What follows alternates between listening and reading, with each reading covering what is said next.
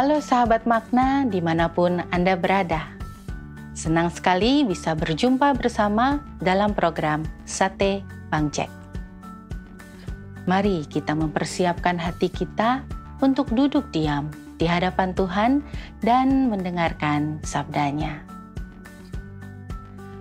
Bacaan hari ini diambil dari Mazmur pasal 23 ayat 3. Ia menyegarkan jiwaku. Ia menuntun aku di jalan yang benar oleh karena namanya. Kita seringkali takut mengambil keputusan karena takut keputusan kita salah. Dan ini membuat kita stres. Mungkin Anda menghadapi masalah penting yang harus diputuskan. Apakah saya harus bertahan? Atau harus saya melepas? Atau haruskah saya segera menikah? Atau apakah saya harus pindah pekerjaan? Dan seterusnya dan seterusnya. Bila Anda tidak bisa mengambil keputusan, Anda seolah sempoyongan dalam segala hal dan menjalani kehidupan ini dengan limbung. Seperti dikatakan dalam Yakobus pasal 1 ayat 6, sebab orang yang bimbang sama dengan gelombang laut yang diombang-ambingkan kian kemari oleh angin. Tetapi Tuhan mempunyai obat penawarnya, seperti tertulis dalam Mazmur pasal 23 ayat 3. Ia menyegarkan jiwaku. Ia menuntun aku di jalan yang benar oleh karena namanya.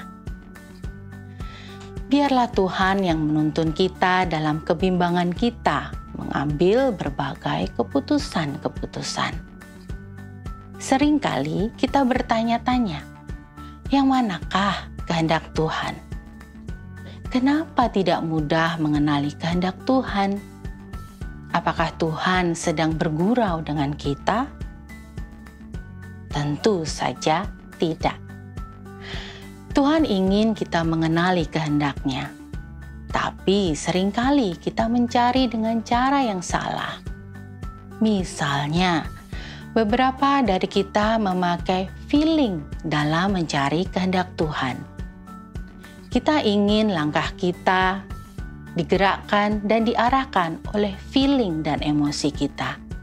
Sehingga berkata, dengan begitu aku tahu kemana Tuhan menunjukkan jalanku. Seringkali kita harap seseorang memberi rumus yang mujarab. Yang lain berharap Tuhan memberi penglihatan gaib ataupun mimpi gaib.